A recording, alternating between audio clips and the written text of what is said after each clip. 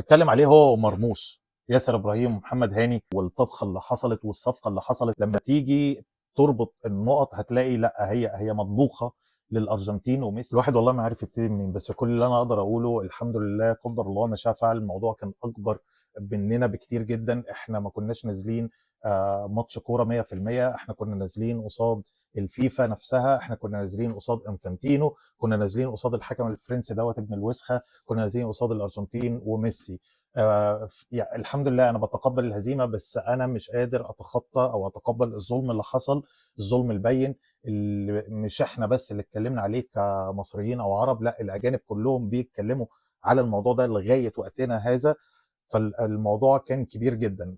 في الجزء من الحلقه دي هنتكلم فيه كرويا الغلطات اللي احنا وقعنا فيها، خصوصا في الشوط الثاني، وبالاخص في اخر 10 دقائق هنتكلم على العهر اللي حصل في الماتش من ناحيه الحكم ابن الوسخه. وهو ده يعني هو ده تمامه معايا، وكويس ان انا بقول بس ابن الوسخه عشان بس الفيديو ده يعدي على خير.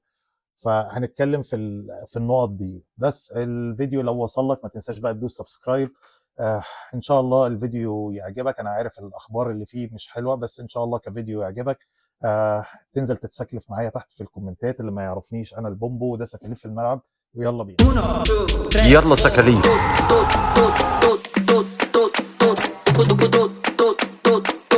انا كنت محتار ابتدي بالناحيه الكرويه والفنيه ولا ابتدي بالناحيه السياسيه، بس حتى يعني انا ما لقيتهاش من العدل ان انا اتكلم كرويا، لان احنا لعبنا وفي نفس الوقت السياسه كانت اكبر من اي حاجه تانية. فخلينا نبتدي بالسياسه. اللي حصل في الماتش يعني بيعكس اللي بيحصل في العالم كله. الظلم. انت واقف على الجنب الغلط مع ان هو الجنب الصح، برضه هتاخد على دماغك. هل حسام حسن دفع ضريبة الشجاعة بتاعته في المؤتمرات الصحفية؟ دفعها. وانا لو عاد بيا الزمن هقول برضه للكابتن حسام حسن لا، اعمل اللي انت عايز تعمله، عشان مفيش اكتر من ان انت تكسب حب الناس، تبقى بني ادم شريف بيقول كلمة حق في الزمن ده، مفيش زيها. ولو العواقب بتاعتها هيبقى ان انا اخسر ماتش، فيولع الماتش. خلوني ارجع بيكم كده لبدايه كاس العالم. اولا انا في اول حلقه ليا قبل كاس العالم وانا قلت ان في حاجه كبيره هتحصل، وارجعوا لها في الفيديوهات. كنت متوقع انسحاب فرقه برضو عشان الظلم. الظلم حصل. وخلوني ارجع برضو لاول ماتش للارجنتين قصاد الجزائر.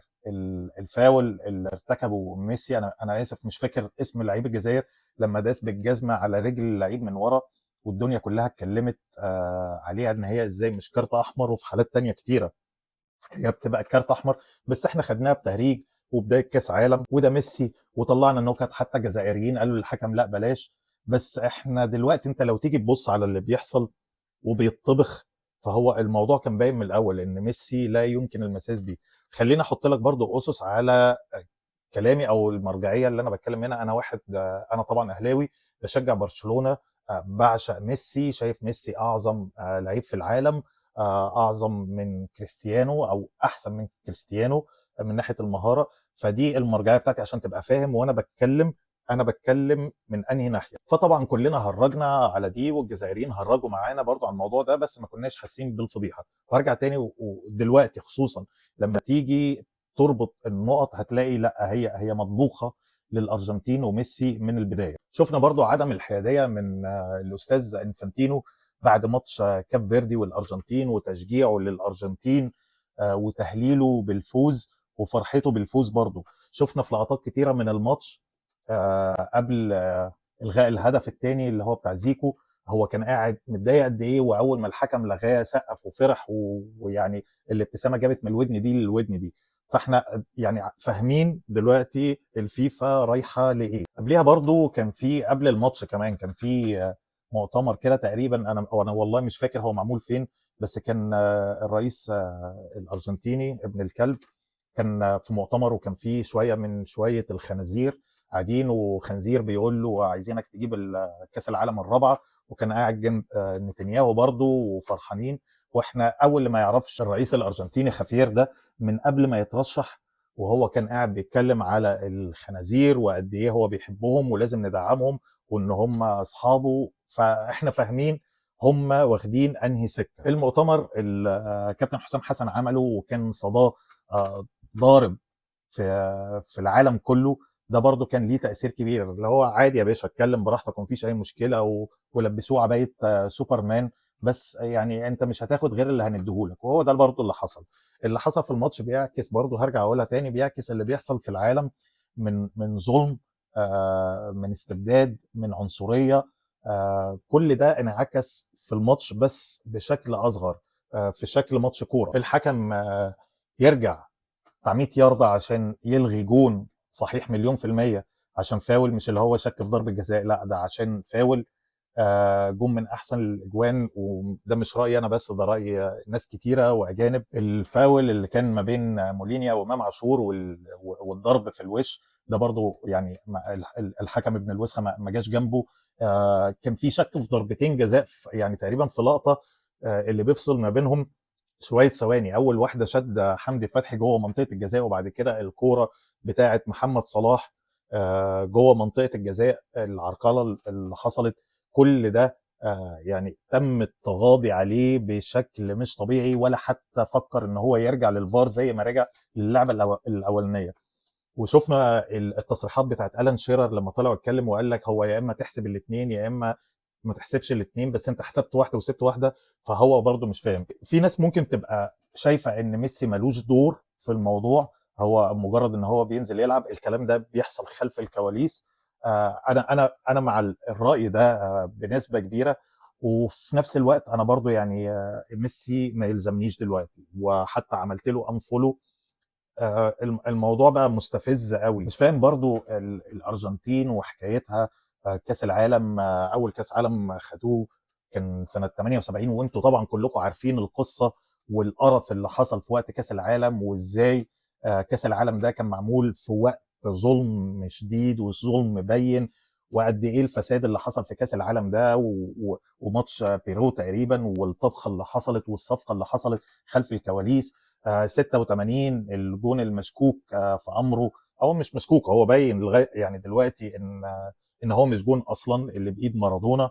فعلامات استفهام كتيره قوي ما بين يعني في العلاقه اللي ما بين الفيفا والارجنتين. وعلى فكره انا عايز اقول لكم دلوقتي في يعني واحنا بنسجل فيه تحقيقات حاصله في امريكا من الاف بي اي على موضوع تحويلات ماليه من الارجنتين، من الاتحاد الارجنتيني. ففي تحقيقات كبيره وفي فساد. تعالوا برضو ندخل وقت الماتش. يعني كنت متكلم في الحلقه الاولى برضو على حاجه تانية، اللي هي اعاده بيع التذاكر واسعار التذاكر العاليه. كل ده انا اتكلمت عليه في اول حلقه. دلوقتي اثناء الماتش، وانا هسيب لكم برضو اللينكات، وبرضو يعني دي الاخبار انا جايبها من بره، ان اسعار التذاكر نزلت تقريبا النص وقت ما مصر كانت كسبانه 2-0. الاسعار كانت بتوصل ل 1930، نزلت ل $950. فالموضوع بقى فيه خساره كبيره للفيفا، خساره ماديه، فاحنا لازم نتدارك الموقف. والاسعار طلعت تاني بعد ما الارجنتين كسبت. الموضوع فيه راس ماليه مليون في المية بحتة. اخر حاجه بنتكلم فيها الكوره، عايزين يعملوا فلوس باي طريقه. اخترعوا الهايدريشن بريك، اللي هو لا اللعيبه تشرب ومش عارف ايه والكلام ده لمده دقيقتين 3 دقائق، احشي اعلانات هات فلوس. فالموضوع باين برضو من الاول، باين من الاتجاه بتاع الفيفا والتنظيم الامريكي. الفساد وصل لدرجه ان رئيس دوله بيكلم الفيفا عشان يلغي كارت احمر للعيب في الفرقه بتاعته، وتم الالغاء فعلا.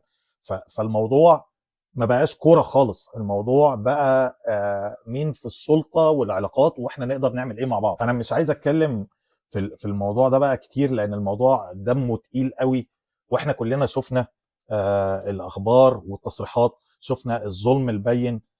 فيعني انا مش عارف احنا مهما اتكلمنا ايه اللي ممكن يحصل. انا اللي انا شايفه الكلام ما بيعملش اي حاجه، وده اللي الفيفا وانفانتينو عارفينه كويس، اللي هو احنا هنعمل اللي احنا عايزينه وانتوا اخركم السوشيال ميديا وخلاص وشكرا. انما اعاده ماتش او هنحاسب الحكم او الكلام الفاضي ده مش هيحصل. ولو هيحاسبوا الحكم هيحاسبوا الحكم بعد كاس العالم ويقول لك ارتكب اخطاء والجو ده وشكرا. فايه اللي ممكن يغير الظلم ده؟ مش الكلام. يعني انا شايف ان المفروض من الاتحادات العربيه او الاتحادات الدوليه ان هم طالما شايفين كده وعايزين يقفوا مع قضيه، المفروض يا باشا انا هقاطع الفيفا، هقاطع مسابقات الفيفا، تولع يولع كاس العالم، يولع كاس الامم القاريه اللي بتتعمل في كل قاره. ده لو في ناس فعلا يعني عايزه تطلع من الظلم ده. الظلم ممكن يطول اي حد، بس هو بنسبه كبيره بيطول العرب، الشرق الاوسط، دول اسيا اللي هم ايه، عالم ثالث ورابع. فالكلام من الاخر انا مش شايفه هيعمل حاجه. فخلونا بقى ايه، نسيبنا من الكلام ده وتعالوا نتكلم على اللي يخصنا كرويا. اولا احنا خسرنا، طلعنا من دور ال 16 بس كسبنا منتخب رجاله، منتخب بيعرف يأدي، ما بنلعبش باسلوب دفاعي. كسبنا كابتن حسام حسن المدير الفني المنتخب المصري، كسبنا كابتن ابراهيم حسن، كسبنا محلل اداء على اعلى مستوى محمود سليم. انا اسف لو كنت قلت الاسم غلط، بس ده بني ادم لازم نذكره برضو. فاحنا كسبنا حاجات كتيره، كسبنا احترام الشعوب العربيه كلها بلا استثناء. جات لي رسائل كتيره والله من اصحابي المغاربه قد ايه هم فرحانين بالمنتخب بتاعنا، وقد ايه هم مبسوطين وبيدعموا المنتخب. فدولت على راسي من فوق، وان شاء الله ربنا يوفقكم قصاد فرنسا. فدي مكاسب. كسبنا رفعت العلم الفلسطيني في الملعب. كسبنا ان الرياضه مش مقتصره على اداء في الملعب، لا انت بتوصل رساله. مش ابو تريكه بس اللي بيتكلم في الناحيه دي، لا احنا عندنا اسد اسمه حسام حسن وابراهيم حسن بيتكلموا في الموضوع ده. كسبنا اللي عمله ابراهيم حسن في الفندق لما رجع حق عيل صغير واتكرم بعد كده. كسبنا التصريحات اللي طالع بيها حسام حسن، وان اللعيب المصري ما بيخافش. دي حاجات احنا كسبناها. تعالوا ندخل في تفاصيل الماتش. احنا ادينا بشكل هجومي في الشوط الاول، كنا ماسكين كوره حلوه جدا وكنا بنلعب. الاداء في نهايه الشوط الاول، او خلوني ارجع للمعلم مصطفى شوبير، وبجد يعني ربنا يكرمه، تصديه لثلاث كور، يعني 3 اجوان منهم ضربه جزاء قصاد ميسي. فدي حاجه كبيره جدا. احنا كسبنا حارس مرمى عالمي مكانه في اوروبا ومش في اي فرقه، لا في الفرق الكبيره التقيله. الفريق ككل ادى في الشوط الاول اداء حلو جدا. مسكنا كوره، كنا عارفين نضغط، كنا عارفين نحد من خطوره الارجنتين، سواء التقفيل على ماكاليستر او انزو فرنانديز. كنا حادين من خطوره ميسي برضو. كل ده حصل لغايه نهايه الشوط الاول لما امام عاشور كان بيتم استبداله بحمدي فتحي، ودي كانت القشه اللي قسمت ظهر البعير. نزلنا الشوط الثاني، احنا كان عندنا 2 هم اللي بيعرفوا يخرجوا بالكوره ويوصلونا للناحيه الثانيه، او 2 بيعرفوا يقفوا على الكوره ويحركوا الكوره كويس، سواء كان لقدام او لورا. الاثنين دول امام عاشور على الشمال، هيثم حسن على اليمين. امام عاشور اتصاب، ربنا يشفيه ويرجعه لنا بالسلامه، ونزل مكانه حمدي فتحي في الناحيه الشمال. دي اتردمت، ما بقيناش نلعب عليها. ركزنا بنسبه كبيره على هيثم حسن. بس معظم الشوط الاول احنا بسبب التغيير ده الاداء الهجومي بتاعنا قل جدا.